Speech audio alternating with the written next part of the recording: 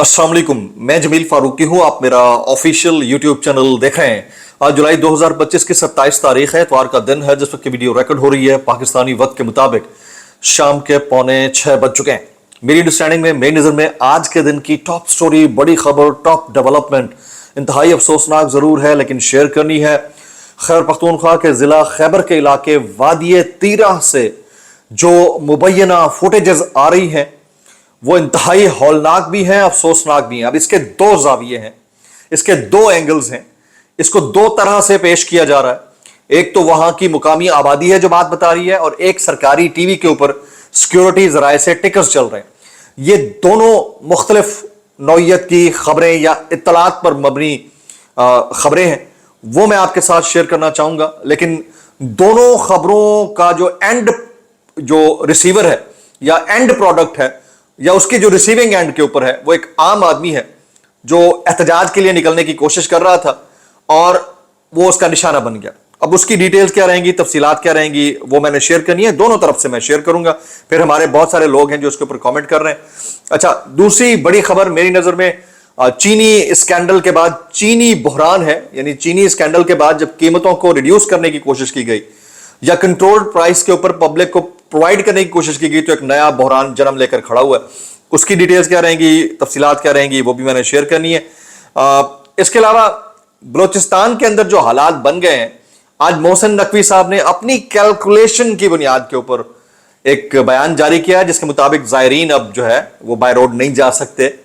तो वो इलाका जो एक एसएचओ की मार था, वहां पर अब हालात ये हो गए हैं कि अब उनको बाय एयर जाने का कहा जा रहा है। उसकी डिटेल्स और तफसीलात क्या रहेंगी वो भी मैंने शेयर करनी है। इसके अलावा कुछ वायरल ट्वीट्स, वायरल बयानात, इसलिए गुजारिश है वीडियो शुरू से आखिर तक देखिएगा। एक और गुजारिश, अगर आपने चैनल नहीं किया अभी तक सब्सक्राइब जरूर सब्सक्राइब कर लें। बेल आइकन यानी घंटा या घंटी अपने अंगूठे उंगली या साथ रख के डंडे से दबा सकते हैं। इसके अलावा व्हाट्सएप चैनल का लिंक हर वीडियो डिस्क्रिप्शन के अंदर मौजूद होता है, जाइए उसको क्लिक करके ज्वाइन कर लेंगे, आपका हमारा राब्ता बेहतरीन तरीके से हो सकता है।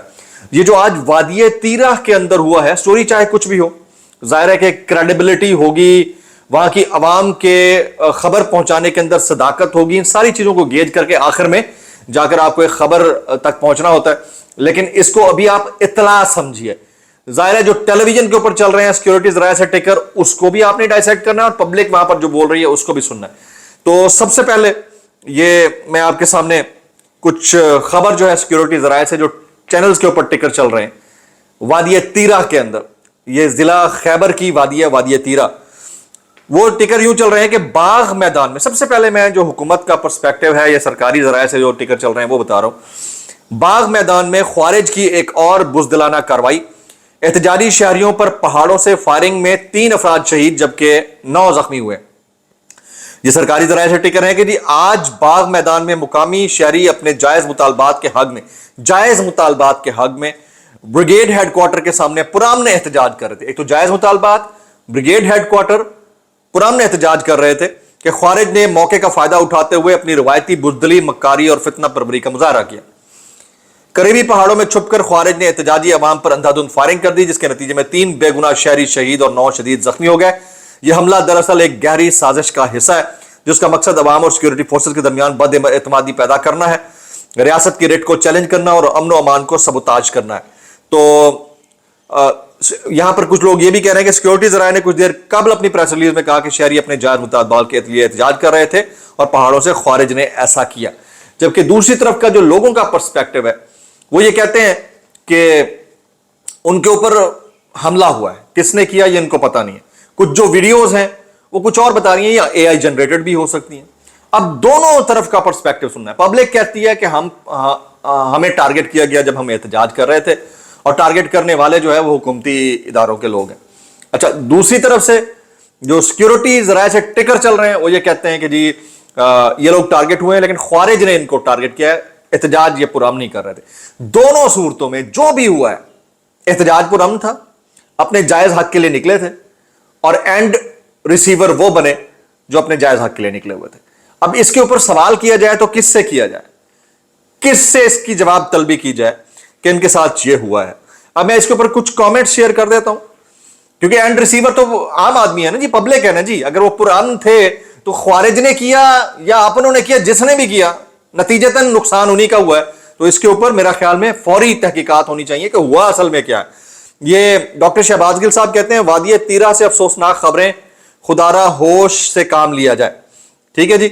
اچھا اس کے علاوہ اور بہت سارے دوست ہیں وہ اس کے اوپر کامنٹ کیا، جیسے سینیٹر مشتاق صاحب. دیکھیں اب ظاہر ہے کہ اب اتنی بڑی شخصیت بات کر رہی ہے تو ہمیں سننا تو پڑے گا. وہ کہتے ہیں وادی تیرہ ضلع خیبر میں سیکیورٹی فورسز کی طرف سے فائر کیا جانے والا مارٹر گولے سے ایک بچی کی شہادت کے بعد علاقے کے عوام کے پرامن احتجاج پر سیکیورٹی فورسز کی فائرنگ سے 6 بے گناہ سویلین مظاہرین کی شہادت کی اطلاعات ہیں. یہ مشتاق غنی صاحب، مشتاق احمد صاحب بول رہے ہیں، سینیٹر مشتاق احمد صاحب.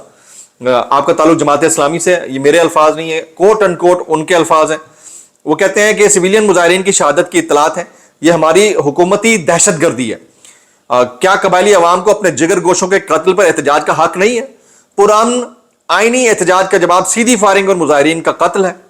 تیرہ کے مظلوم عوام کے ساتھ ہوں، اس حکومتی قتل و غارت گری کی مذمت کرتا ہوں، اس اندوناک واقعے کی عدالتی انکوائری کا مطالبہ کرتا ہوں، اور اس طرح کے آپریشن ہماری عوام کو شدید نقصان پہنچا رہے ہیں. اچھا کچھ صحافی بھی اس کے اوپر رپورٹ کر رہے ہیں، جیسے کچھ دوست کہہ رہے ہیں کہ خیبر پختونخوا وادی تیرہ میں احتجاجی مظاہرہ کرنے والوں پر فائرنگ سے 3 افراد کے جاں بحق ہونے اور 8 افراد کے شدید زخمی ہونے کی اطلاعات ہیں. اب فائرنگ کہاں سے ہوئی، اس کے 2-3 پرسپیکٹیوز ہیں، 2-3 اینگلز ہیں، وہ تینوں میں نے آپ کے ساتھ شیئر کر دی ہیں جناب. اب ان حالات کے اندر آپ بتائیے کہ بندہ کیس نل گل کرے تو کیس نل گل نہ کرے، لیکن اینڈ ریزلٹ یہ ہے کہ جس نے بھی چلائی، اگر خوارج نے چلائی تو ان کو پروٹیکٹ کرنے کی ذمہ داری کس کی تھی؟ کے پی کے گورنمنٹ کی تھی، ان کے پولیس انفورسمنٹ اور پھر اس کے ساتھ ساتھ باقی اداروں کی تھی، تو پروٹیکٹ کرنا چاہیے تھا. اور اگر خوارج نے نہیں چلائی، کسی اپنے نے چلائی ہے، تو اس کی تحقیقات کس نے کرنی ہے؟ یہ سوچنے والی بات ہے، یہ انتہائی افسوسناک ہے. اور اس کے اوپر مزید جو ہے فردر بندہ کیا بات کرے. ظاہر ہے کہ اب میں نے ایک اینگل حکومت کا دے دیا، ایک وہ جو وہاں کے اگریوڈ پارٹی ہے جو بول رہی ہے. ایسی اندوناک ویڈیوز ہیں کہ میں بیان بھی نہیں کر سکتا، لیکن وہ ہم شیئر نہیں کر سکتے جب تک کہ یہ کریڈیبلٹی اسٹیبلش نہ ہو جائے کہ یہ فیک نہیں ہے، اے آئی جنریٹڈ نہیں ہے، ریل ہے، اور وہاں کے عوام اس کو انڈورس کر رہے ہیں. تو اس صورت میں ہی ہو سکتا ہے جناب. اچھا اب آگے چلتے ہیں جی. دوسری جو بڑی سٹوری ہے وہ میں آپ کے ساتھ شیئر کرتا ہوں. محسن نقوی صاحب، یہ کل تک آپ کے اور ہمارے لیے یہ فرما رہے تھے مستقل بنیادوں کے اوپر کہ بلوچستان کے جو واقعات ہیں وہ ایک ایس ایچ او کی مار ہے. یہی محسن نقوی صاحب آج ایک ٹویٹ کرتے ہیں. وہ کہتے ہیں کہ after extensive consultation with ministry of foreign affairs, Balochistan government and security agencies, it has been decided that زائرین will not be allowed to travel to Iraq and Iran by road for Arabin this year. This difficult decision was taken in the interest of this country and the people of Pakistan.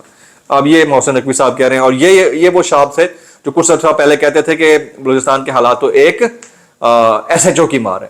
اب ان حالات کے اندر اگر آپ اس قدر مس calculation کرتے ہیں تو بتائیے پھر پیچھے رہ کیا گیا. اگلی سٹوری کی طرف آتے ہیں جی. پاکستان تحریک انصاف سے جڑی یہ سٹوری ہے. پی ٹی آئی جس طرح علی امین گنڈا پور صاحب اگر ابھی اپنی سیٹ سے فارغ ہوتے ہیں تو یاد رکھیے گا ان کو یہ یاد آئے گا کہ کاش میں خان صاحب کے ساتھ کھڑا ہو جاتا تو آج یہ دن دیکھنا نہ پڑتے، کم از کم یکجہتی یا اتحاد تو ہوتا اور عوام کی تنقید بھی نہ ہوتی. آج ہی پی ٹی آئی کے سیکریٹریٹ ملازمین مالی بحران کا شکار ہے. 9 ماہ سے تنخواہوں میں 50% کٹوتی جاری ہے. پی ٹی آئی کے مرکزی سیکریٹریٹ کے درجنوں وفادار ملازمین شدید مالی مشکلات کا شکار ہو چکے ہیں. جماعت کی قیادت مسلسل وعدہ خلافی کر رہی ہے. اکتوبر 2024 سے اب تک سیکریٹریٹ ملازمین کی تنخواہوں میں 50% کٹوتی کی گئی ہے. یہ انتہائی افسوسناک ہے، اور ظاہر ہے کہ جب لیڈر جیل کے اندر ہو، پیچھے لوگ بیٹھے ہیں، تو کیا اس کے اوپر بات کریں گے اور کس طرح سے چیزوں کو آگے چلائیں گے. چندہ بھی نہیں مل رہا، مل بھی رہا ہے تو جو لوگ ہیں وہ پتہ نہیں اب کس کس نوعیت کے کیا کیا معاملات ہو رہے ہیں. اب ایک نیا بحران سر پر منڈلانے لگا ہے، اس کی طرف میں آ جاتا ہوں جناب. نیا بحران سر پر یہ منڈلانے لگا ہے کہ پاکستان میں چینی کی سب سے بڑی ہول سیل منڈی اکبری مارکیٹ اور دیگر مقامات سے چینی اچانک غائب ہو گئی ہے. ٹھیک ہے جی.